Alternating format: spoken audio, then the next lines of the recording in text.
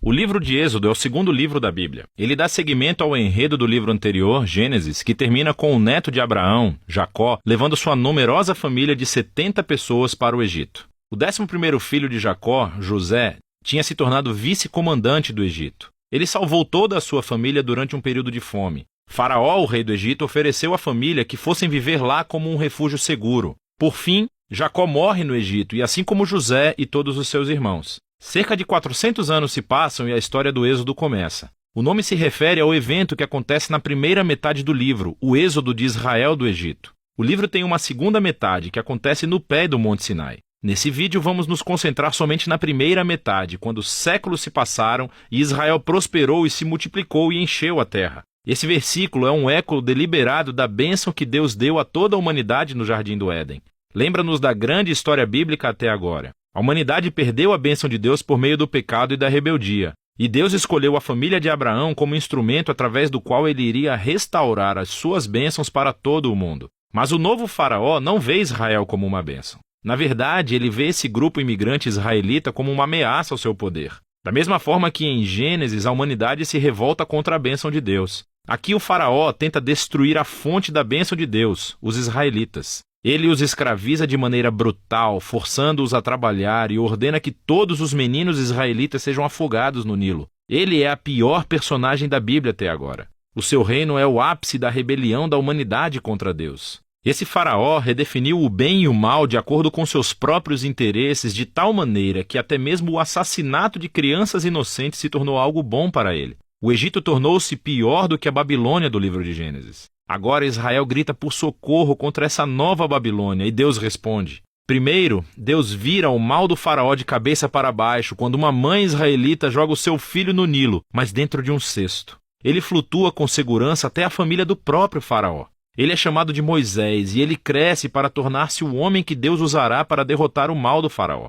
Na famosa história da sarça ardente, Deus aparece diante de Moisés e pede-lhe que vá até o faraó e ordene que libere os israelitas. Deus diz que sabe que o faraó vai resistir e por isso ele trará o seu julgamento sobre o Egito em forma de pragas. Deus também diz que ele vai endurecer o coração do faraó. E assim chegamos à próxima parte da história, o confronto entre Deus e faraó. O que significa quando Deus diz que vai endurecer o coração do faraó? É muito importante ler esse trecho da história atentamente e em sequência. No primeiro encontro de Moisés com faraó, sabemos somente que o coração do faraó endureceu. Não há nenhuma indicação de que Deus fez alguma coisa. Em resposta, Deus envia a primeira das 5 pragas, cada uma confrontando o faraó e um dos seus deuses egípcios. E em cada vez, Moisés oferece ao faraó uma chance para ser humilde e libertar os israelitas. Mas após cada praga, ficamos sabendo que o coração do faraó endureceu. Ele está fazendo isso por vontade própria. Eventualmente, é com a segunda das 5 pragas que começamos a escutar como Deus endureceu o coração de faraó.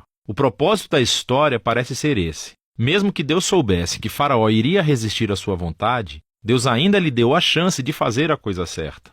No fim, a maldade do faraó chega a um ponto sem volta. O que quero dizer é que até os seus próprios conselheiros achavam que ele tinha enlouquecido. E é nesse ponto que Deus assume o comando e usa a maldade do faraó para o seu próprio objetivo de redenção. Deus atrai o faraó para a sua própria destruição enquanto salva o seu povo, que é o que acontece em seguida. Com a praga final, é a noite da Páscoa. Deus vira o jogo sobre o faraó. Assim como ele matou os filhos dos israelitas, Deus matará os primogênitos do Egito com uma praga final. Ao contrário do faraó, Deus fornece uma forma de escape por meio do sangue do cordeiro. Aqui, a história para e vemos em detalhes o ritual israelita anual da Páscoa. Na noite anterior à fuga de Israel do Egito, eles sacrificaram um cordeiro imaculado e usaram seu sangue para pintar os batentes das portas de suas casas. Quando a praga divina chegou ao Egito, as casas cobertas com o sangue do cordeiro foram puladas e o filho foi poupado. Desde então, todos os israelitas reencenam aquela noite para lembrar e celebrar a justiça e misericórdia de Deus. Mas o faraó, por conta do seu orgulho e rebeldia, perde o próprio filho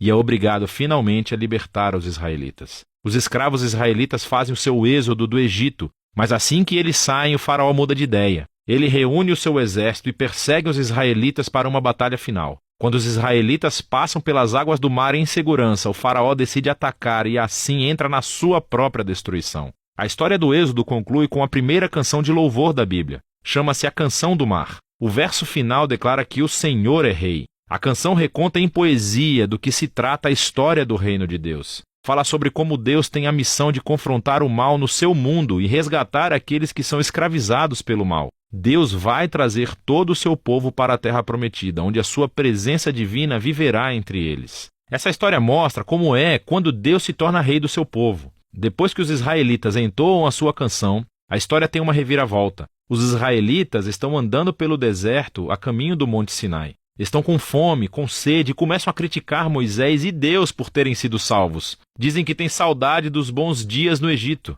É uma loucura! Deus graciosamente fornece comida e água para Israel no deserto, mas essas histórias são sombrias. Começamos a pensar, será que o coração de Israel é tão duro quanto o de Faraó? Vamos ver. Por enquanto, essa é a primeira metade do livro de Êxodo.